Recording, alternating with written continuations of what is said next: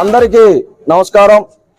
ఈరోజు భారతదేశ చరిత్రలోనే అత్యంత విలువైనటువంటి రోజుగా మనందరం కూడా ఈరోజు పరిగణించవచ్చు। ఎందుకంటే 500 సంవత్సరాలుగా 5 తరాలు ఎదురు చూస్తున్నటువంటి అయోధ్య రామ మందిర నిర్మాణ విగ్రహ ప్రతిష్ట ఈరోజు అత్యంత వైభవంగా మన తరంలో మనందరం చూడటం ఎంతో అదృష్టంగా భావిస్తా ఉన్నాం। అదే విధంగా